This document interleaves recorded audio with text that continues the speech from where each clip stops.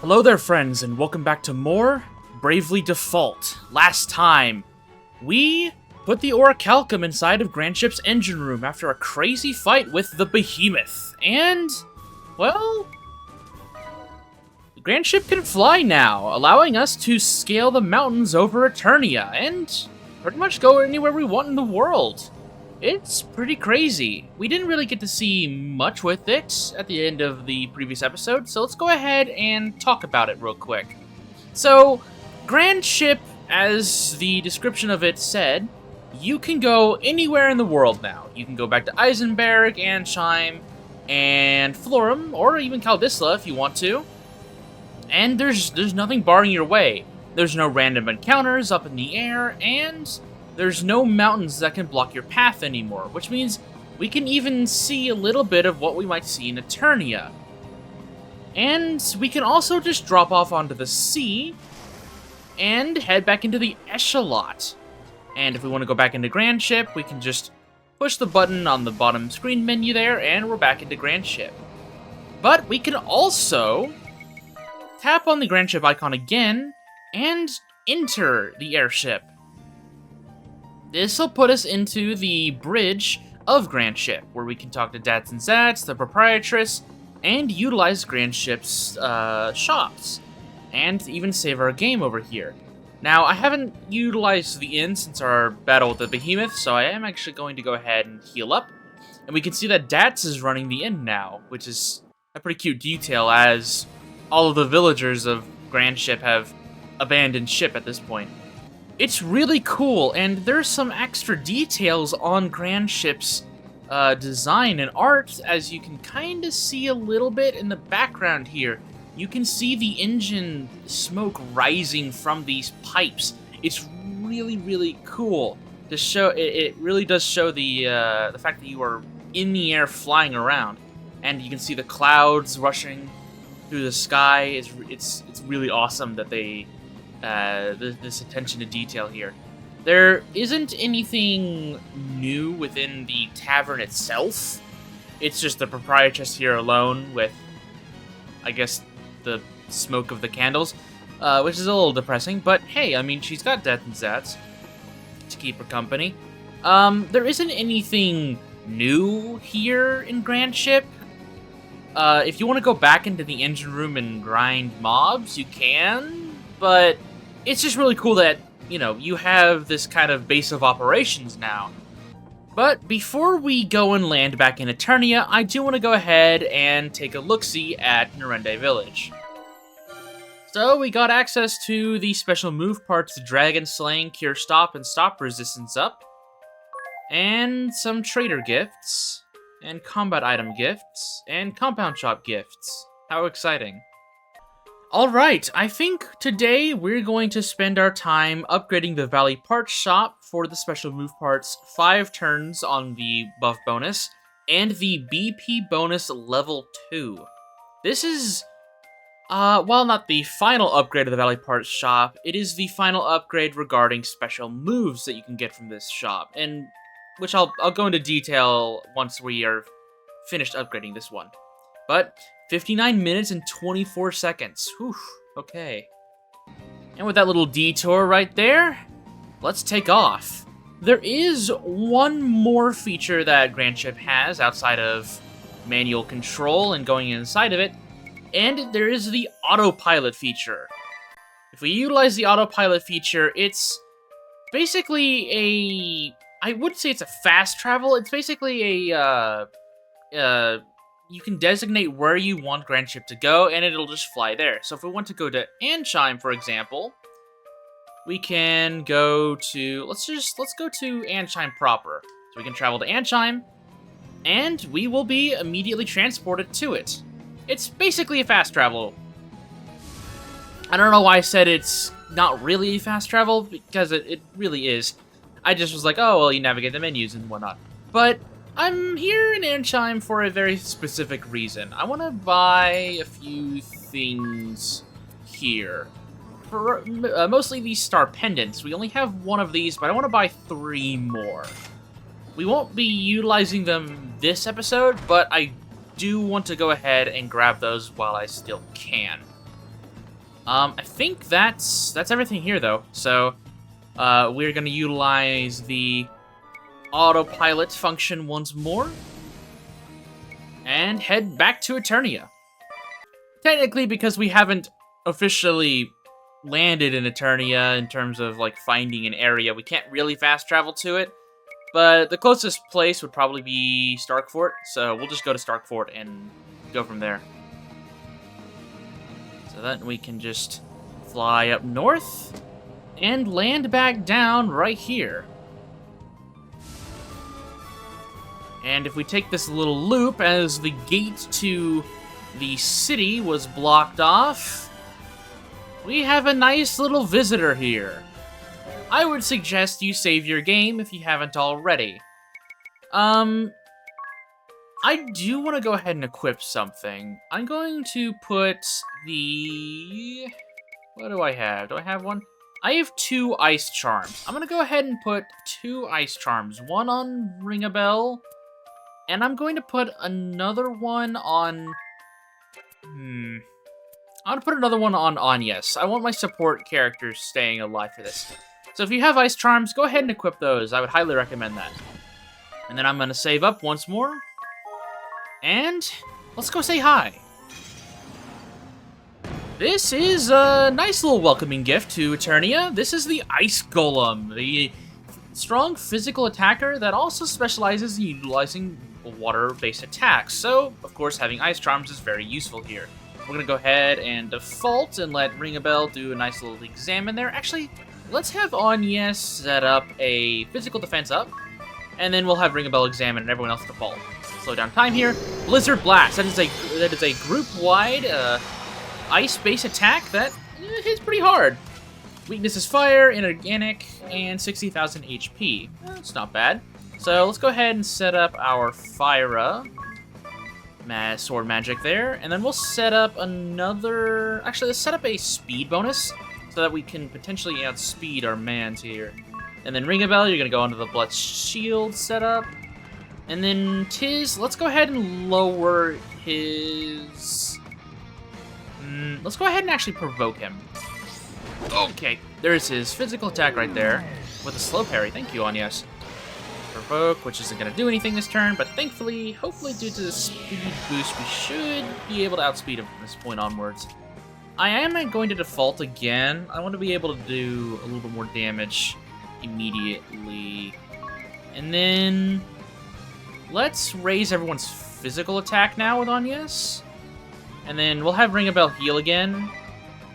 And then we'll have Tiz Brave, Provoke, and utilize Nothing Ventured.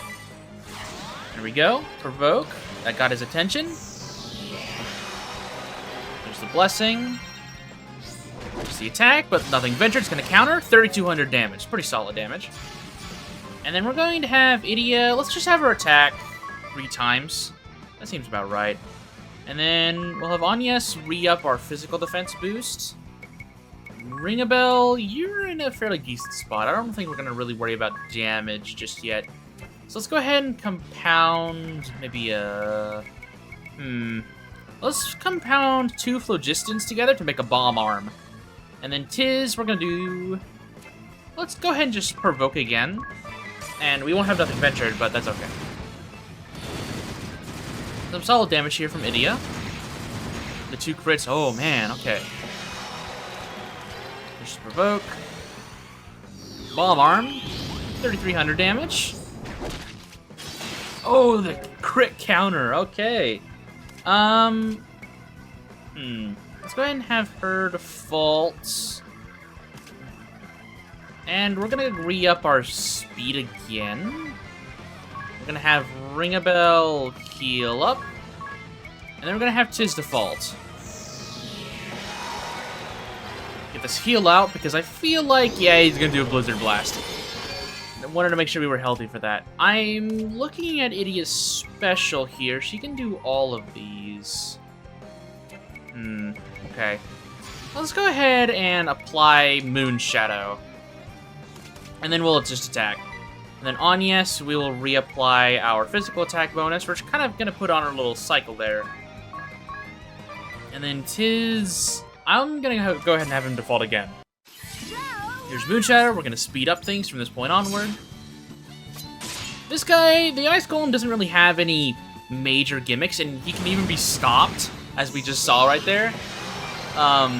So there's really nothing too crazy about this guy. So just don't be afraid to just kind of wail on him. Put on some elemental weakness abilities and kind of just go ham. We're just gonna do some double damage here and wail into him. The special move damage, oh my goodness. There's the multitask proc. Edea almost took him down herself right there. Holy smokes. Ooh, okay. That Ice Golem didn't even know what hit him, bro. And his gained a job level and learned Counter Amp. His counters are already doing over 3,000 damage. Oh my god. Counter Amp is going to make it super strong. Ringabel gained a job level and learned Turn Toxic. And we got a Turbo Ether and an Arctic Wind. And no ceremony. It's just another regular day for this crew.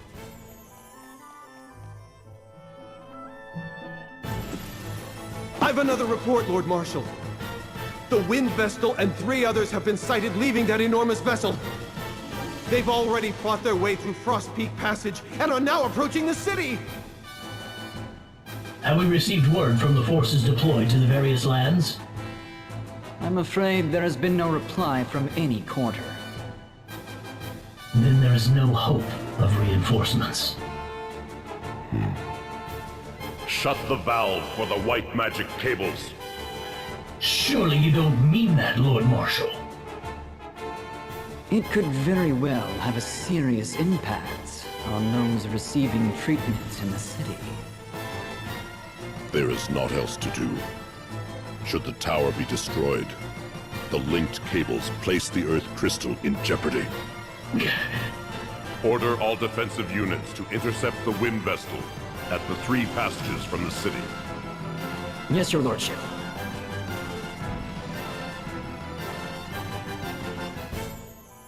Well, this Frost Peak Passage here gives us access to a new city.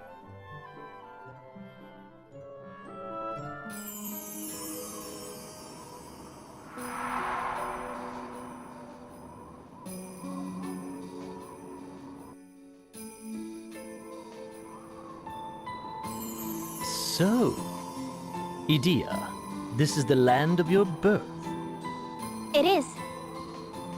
Then how about a rundown of the popular date spots? I'll escort you to whichever you wish. Actually, I'd rather not. This city is unlike any I have seen before. It is a curious town indeed. Yet I hadn't noticed till I'd been away for some time. Edea, what are those stretching toward the city from up on that cliff over there? Those are the white magic cables. Within them flow energy waves that amplify the effect of white magic. The cables stretch between healing towers throughout the city, allowing patients to receive the latest treatments. That is why few in this land die of illness or disease. The people live in good health everlasting. Appearances would indicate otherwise.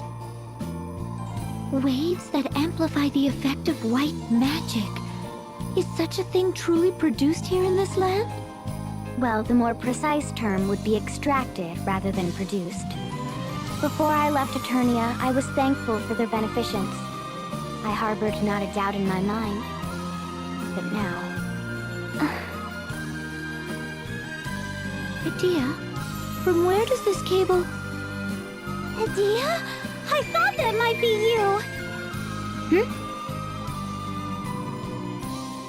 It's been ages! We were classmates at the Officers' Academy! Oh, I was worried when I heard you'd been assigned to the Sky Knights. What a relief to see you safe and sound! Oh, and I heard about your mother, too! My mother? Has something happened to her? Nobody told you? She was recently admitted to the Central Healing Tower. The Central Healing Tower? What happened? You really have no idea, do you? Well, you'd better go pay her a visit then.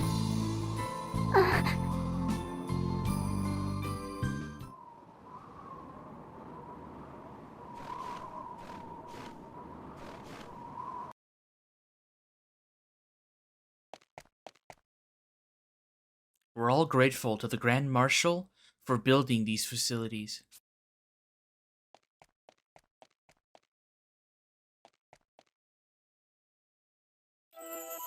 She's right this way.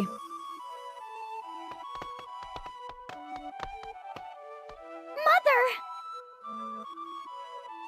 Why, Adia, when did you return? Never mind that. Are you all right? Of course I am. You mustn't trust everything you hear. And I've been feeling quite a bit better since I came here. Yes, but... Well, aren't you going to introduce me? Oh, about that. You see, I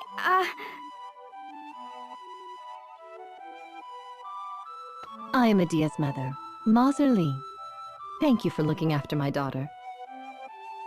So, you are the Wind Vestal? Mother, how could you possibly know that? I am the Grand Marshal's wife, after all. I hear much to which others are not privy. And I am particularly well informed about the Wind Vestal's traveling companions. Sir Alternus provides me with the latest news. Alternus. I wish he'd mind his own business. But he knows. Oh no, we'd better get out of here! Oh, relax. I won't report you. After all, it's not that often that I get to see my darling daughter. Mother. My, you look almost grown up now, Adia. And to think you were such a spoiled little thing when you left. Mother, you're embarrassing me. Don't listen to her, milady. We'd love an in-depth look into Adia's childhood. What a wonderful friend you've made. To be in your daughter's company, the pleasure has been all mine.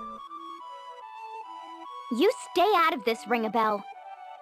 How wonderful to see you so full of vim and vigor. I'm sorry if I worried you, Mother. If that is truly so, then there is one thing you could tell me. Why did you defy your father so? You must have a good reason, I'm sure. The world. It is being consumed in darkness. Many have already suffered greatly as the shadow envelops the world.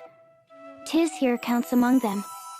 And the suffering and sorrow will only multiply if we fail to stop it. Agnes has been risking life and limb in her quest to rid the world of this darkness. Yet my former comrades in the Knights of the Eternian Sky sought to capture and even kill her. And it's not only the Sky Knights. The military forces, agencies, and consuls Eternia has dispatched throughout the lands, they've done nothing but cause pain and suffering, and taken many upon many lives. I used to believe anti-crystalism was the true way, but I know now that is not so. After traveling the world, there is so much I've seen for the first time. I've taken in all I've seen and all I've learned. And there, deep in my heart, I've come to know what is black and what is white. That is why I am here now with my dear comrades and friends. So you have come to do battle with your own father and the Eternian forces? No, you don't understand. We haven't come seeking battle. We've come to awaken the Earth Crystal. Awaken it? Yes. But then I received word that you were ill and receiving treatment. Now I don't know if I should. There's no need for that. No need? Mother, what do you mean? There's no need to worry about me. It's time for your examination. Forgive me, but this is where we must say goodbye. Please, Do look after my daughter. Mother. Idia, the white magic cables extend to that medical tower as well. I wonder to where they all lead. To the Earth Crystal. What's this? Eternia has advanced its medical arts by extracting the crystal's energy. My mother once suffered from a debilitating disease. That she could speak with such vigor today is due to the Earth Crystal. But how could such a thing be possible? Even Vestals are incapable of extracting power directly from the crystals. It seems Eternian scholars long studied how to extract such power, and finally succeeded. But I know no more than that. Wait. What would become of this central medical tower if we were to awaken the Earth Crystal? What of your mother, Idia? And the many others receiving treatment there? If the power provided by that cable were to suddenly cease, the people that depend on it to survive, they might all... As a Vestal, I can only say that this white magic cable is a desecration upon the Earth Crystal. And yet... There are people whose lives depend on it? But only the Eternians benefit. I mean, not awakening the Earth Crystal is like... It's like abandoning the rest of the world to suffer darkness. It's not an easy choice, but we have to try. We can't let the whole world be covered in darkness. She's right. The peace and tranquility that Eternia enjoys is built upon the tears of others the world over. And I shall not stand for it. That's why I'm here with you. And that's why you must awaken the Earth Crystal, Agnes. Agnes! All right then. I'm glad you understand. Now, to reach Everlast Tower, we must make our way through Eternian Central Command. There are 3 passages leading there from here in the city. We must pass through one of them. But be warned, my father has no doubt deployed an ironclad defense. There are personal stakes this time when it comes to awakening the crystal. We must play our cards wisely, it seems. I love this city, Eternia. It's so beautiful. And at nighttime, the quiet atmosphere, the wind blowing, and the snow. Oh, I love it so much. 3 passages to Central Command. Let me brief you on the 3 passages that link to Central Command. Right. We're listening. Just go on. 3 paths connect Central Command to Eternia proper, each of them different. The Central Passage is the shortest, but the enemies we'll find there are all nightmares. The Western Passage is longer, and the enemies are tough, but not as tough as on the Central Path. None of the guards along the East Path are very strong, but the distance is extremely long. There are no easy options here, but the choice is ours. So what do we do? That is an option I will leave for the next episode. But for right now, before we close out, I think we should do a little bit of exploring here in Eternia. I'm going to start on the east side here and look around. On the far east end here, we have an Arctic wind, and we have a villager here. Waves that amplify white magic's effects course through the white magic cables. It is really interesting to find out that the white magic that we've utilized for a good amount of the game now has been amplified to the point where the individuals who are being healed by it are basically incapable of dying from illnesses or diseases or even debilitating effects. Idia's mother seems like, since she was mentioned to have a debilitating disease that potentially made it to where she couldn't speak, like, it's such a potent magical effect that we're gonna be putting a stop to if we go through with this. Everyone here in Eternia is going to suffer for our actions. And that's a difficult choice. Idia, are you home to see your mother? Because you better be. And while you're at it, come talk to me too. We need to catch up. So, friend of the Officers Academy, we've got some more villagers here. I'm deeply thankful to the Grand Marshal for his contributions to medical science. We need to make sure our actions are the right one. There is a shop here if you are running low on resources or whatnot. And there is also a weapon shop here that has some new items for us. Looking through the list of items, probably the best use of my money, as honestly, my funds aren't exactly the greatest, would probably be... Honestly, I think probably purchasing one Kotetsu is probably enough for me right now. I don't think I need any gear upgrades, at least not anything too demanding. I'm tempted to buy one adamant vest for Idia, but I don't think I'm going to do that. I mean, that only increases her defense by 6. Yeah, I don't think I'm doing that. I think I'm good for right now. So we're gonna go ahead and equip this Kotetsu, which I was trying to get one of these from Kami-Izumi, but unfortunately he was a sticky little bugger and didn't want to cough it up. Actually, I'm going to give the Kotetsu to... Oops, nope. To Tiz. We'll give him the Kotetsu. And then we'll give Idia the Raikiri and an Osfune. There we go. 114, 110's not bad. There we go. What you gotta say? Through this gate and beyond, you'll find Eternian Central Command. It's not a place to go mucking about if you have no business there. Unfortunately, we do. And there's a spell shop that has a lot of new stuff for us. The level 5 spells for white magic, black magic, and time magic. There is a lot of really good stuff here. So we've got a little bit of explaining to do. So Asunaga is a group-wide Asuna. Very, very useful spell right here.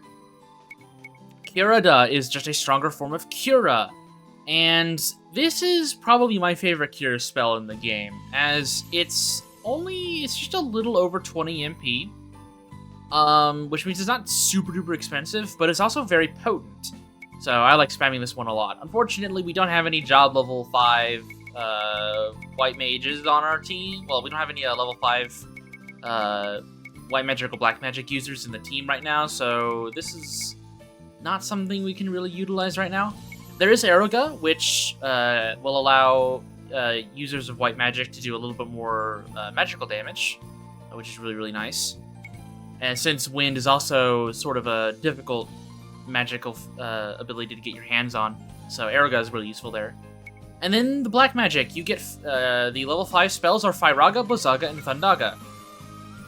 So I am very close on Spell Fencer, actually, to level 5 spell magic, which allows me to get Firaga, Bozaga, and Thundaga. So I'm tempted to buy these right now and then find some room in the upcoming conflict that we're about to throw ourselves into to level up Spell Fencer a little bit more on Idia so she can utilize these. So actually, I'm going to do that. I'm going to grab all 3 of them. And then hopefully I can utilize them sooner rather than later. And then for time magic, we have Quicken, a scroll that raises hit count. This is a very useful job for physical attackers that utilize their attack ability, as your hit count is a huge factor that is put into how much damage you actually deal. So time mages can help physical attackers with this ability. Now, I don't think I'm gonna grab this just yet, but it might be useful later down the road if I reinvest some time into Time Mage, which I'm sure will happen.